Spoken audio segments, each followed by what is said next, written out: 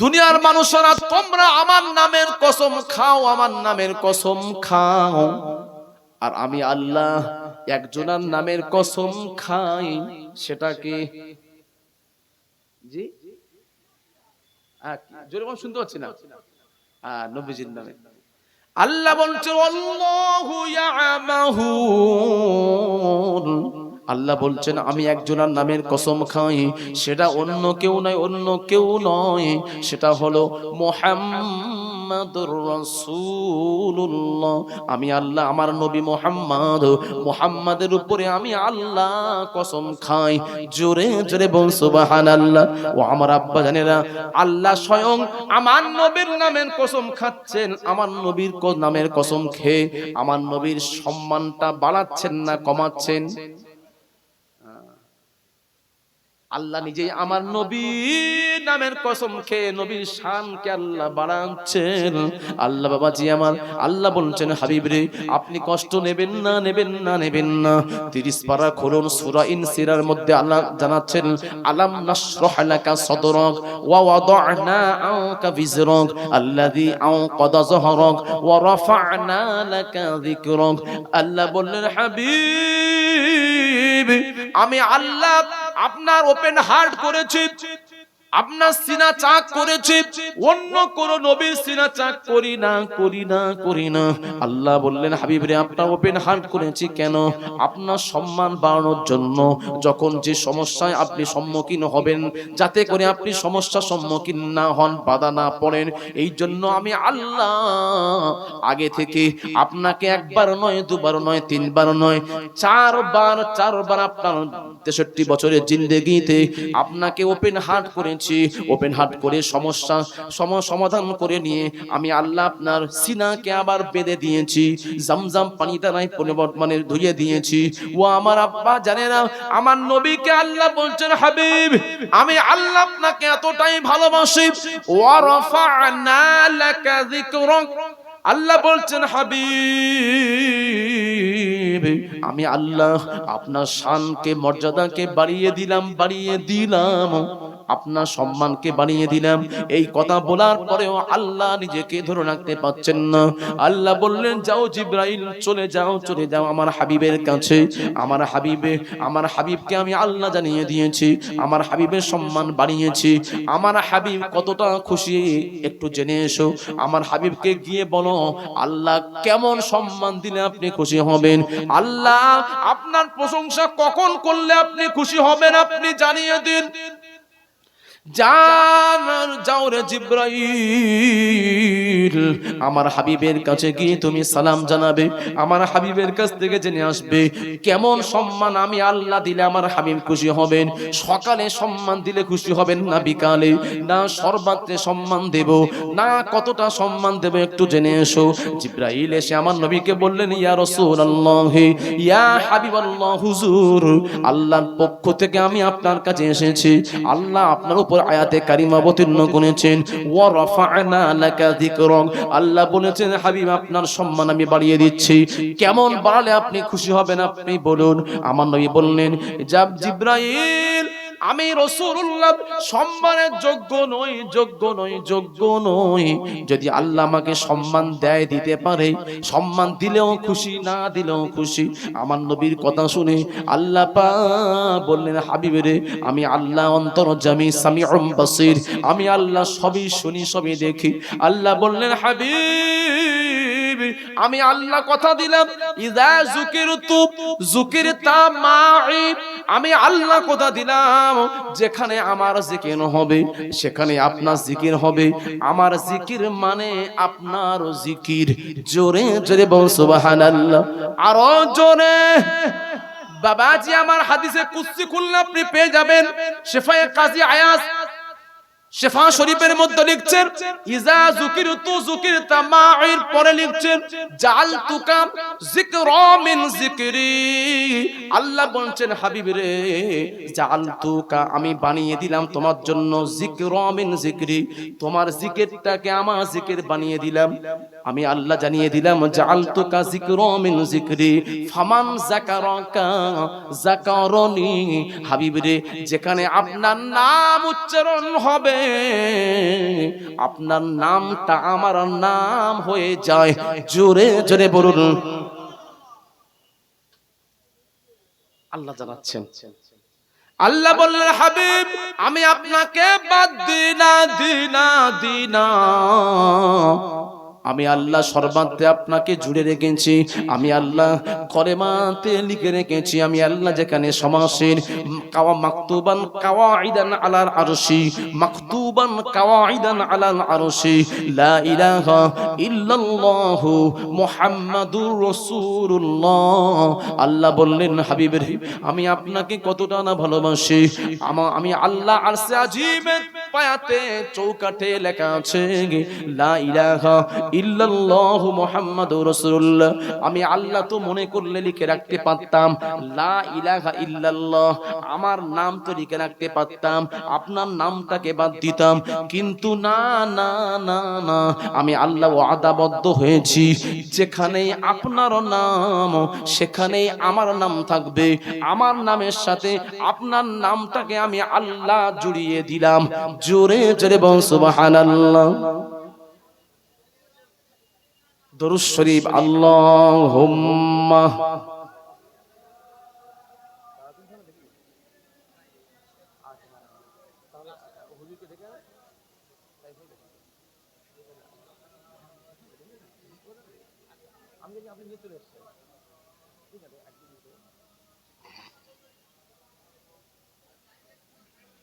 कुर्ब हक से जो लाया, कुर्ब हक से जो लाया है नूरे नबी।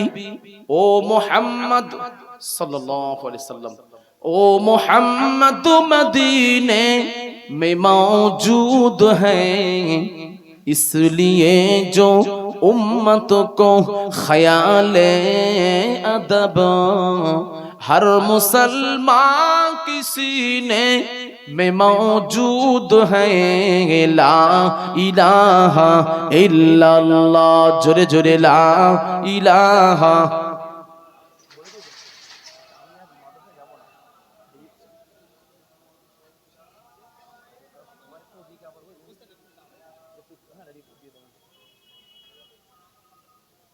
बीज सागर में तूफान, बीज सागर में तूफान आए तो क्या, कश्तिए दीन हक को डुबाएगी क्या। डूब सकता नहीं है, डूब सकता नहीं है सफीना मेरा। सफीना माने নৌকা। আজ থেকে রাসূল বলছেন, নবীর পাগল বলছেন আমার নৌকা ডুববে না ডুববে না ডুববে না। क्योंकि কেন কামলি ওয়ালে সফিনে মে মौजूद है। আল্লাহুম্মা সাল্লি আলা মাওলানা মুহাম্মদ ওয়া আলা আলি সাইয়্যিদিনা।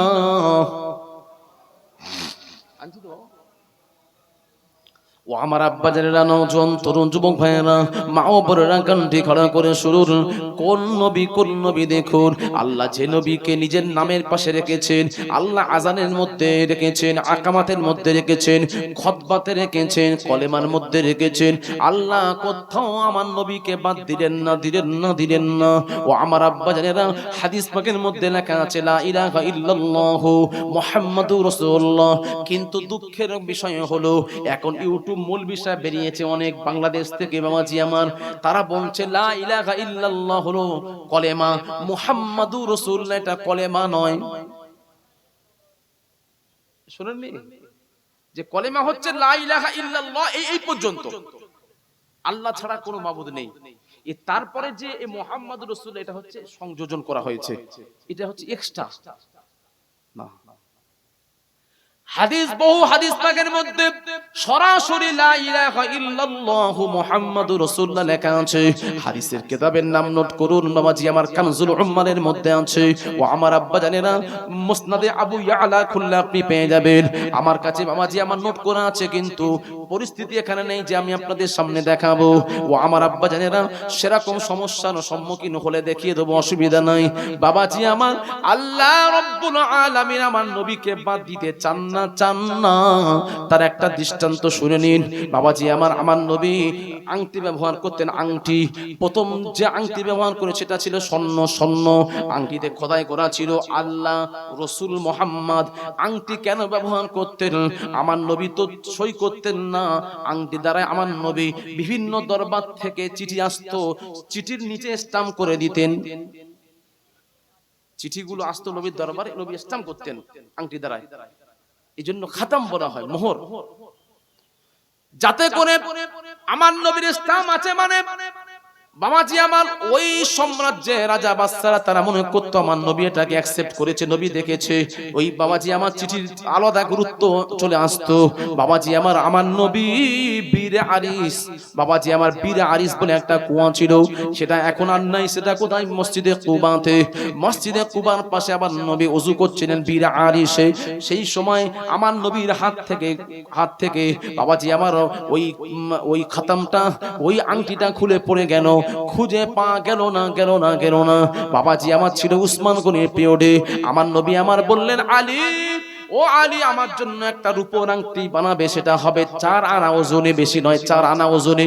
সুতরাং রূপার আংটি তুমি তাড়াতাড়ি আমার জন্য তৈরি করে আনো, কেননা ওই আংটি দ্বারা আমি চিঠির উপরে স্টাম্প করি, আমার দরবারে বিভিন্ন রাজদরবার থেকে চিঠি এসে হাজির হয়ে যাবে।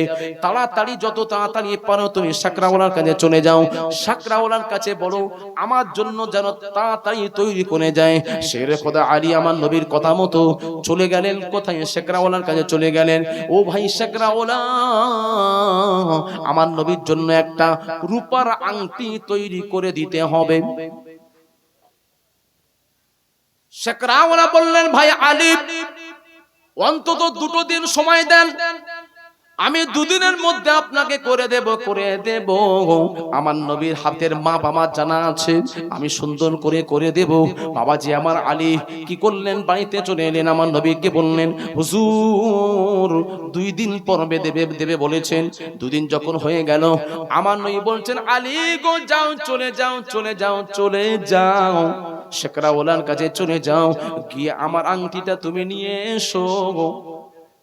এবার কথা মতো চলে গেলেন। 2 দিন পরে সাকরাওয়ালার কাছে চলে গেলেন। ভাই সাকরাওয়ালা, আমার নবীর আংটি কি হয়েছে? হ্যাঁ হয়েছে।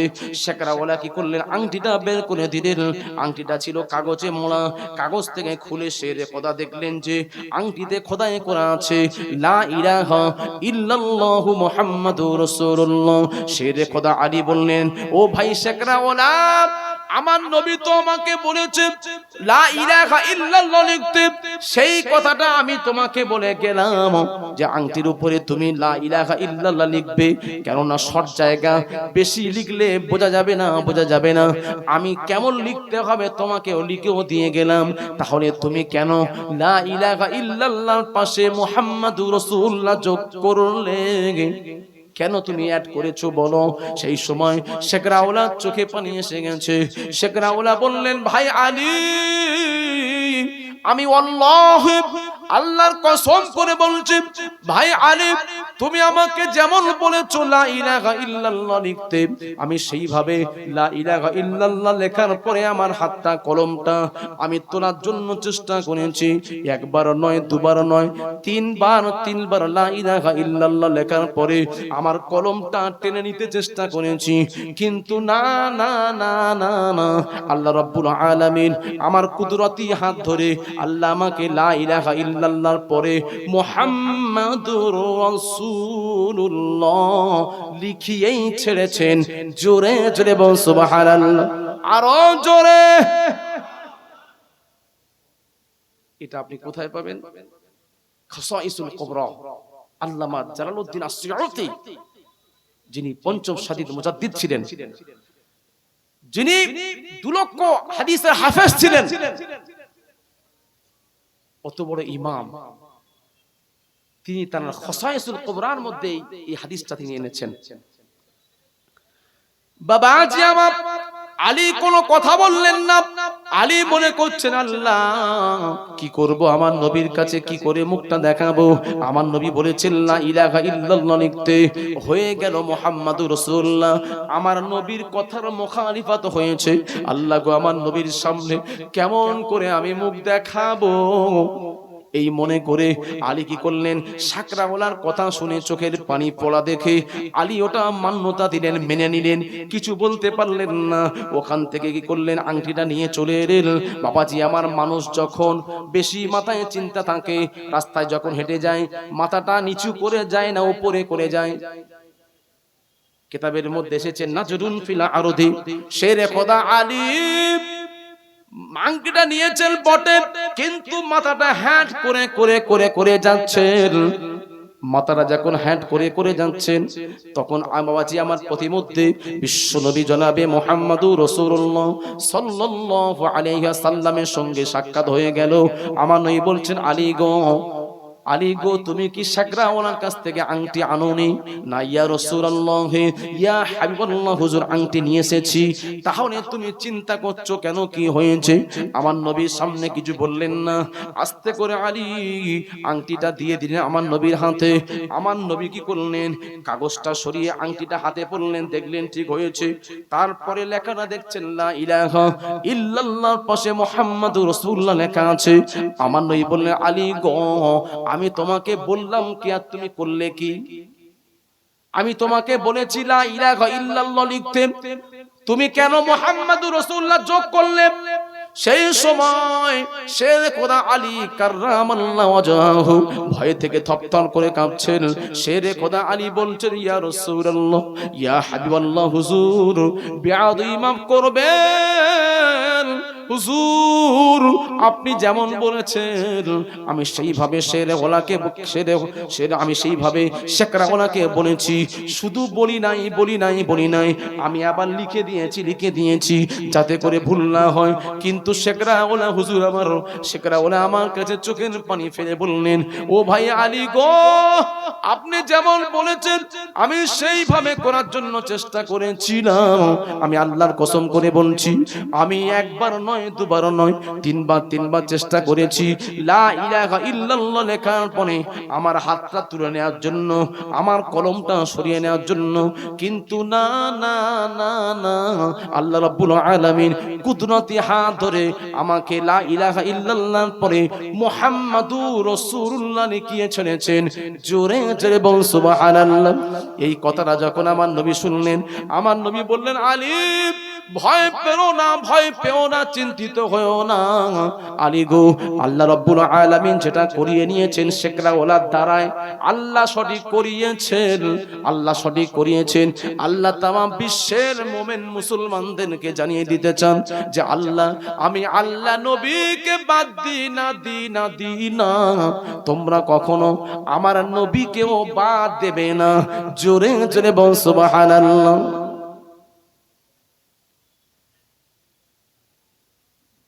দেখেন কোন নবী, যে নবীকে আল্লাহ তার নামের পাশ থেকে বাদ দিচ্ছেন না। আর এরা ইউটিউবের মৌলবি, তো এরা বলছে না, এই কলেমা লা ইলাহা ইল্লাল্লাহ, এই মুহাম্মাদুর রাসূলুল্লাহটা এটা নয়, এটা একটা বাড়তি শব্দ, এটা সংযোজন করা হয়েছে। বলুন তো কত বড় খেয়ানত, তারা কত বড় আমার নবীর দুশমন। তারা আল্লাহ আমার নবীকে বাদ দিচ্ছে না, আর এ মৌলবি আল্লাহ নবীকে বাদ দিচ্ছে। এটা কখনোই মেনে নেওয়া যায় না। যারা সুন্নি আলেম, যারা ফুরফুরা সিলসিলার মানুষ, তারা কখনো এটা মান্যতা দেবে না। আপনারা কি মানতে পারবেন? মানতে পারবেন না। বাবাজি আমার নবীকে ভালোবাসুন, আমার নবীর মুহাব্বত অন্তরে রাখুন। আমি বিদায় নিলাম। আমার পরবর্তী বক্তা মাওলানা সাহেব এসে গেছেন। আমি আপনাদের সামনে থেকে বিদায় নিলাম। ওয়া আখিরু দাওয়ানা আনিল হামদুলিল্লাহি রাব্বিল আলামিন। মুহাব্বতে দরুদ শরীফ আল্লাহুম্মা। যাবেন না? আচ্ছা ভাই, দেরি করবেন না, আমি তো অনেক দেরি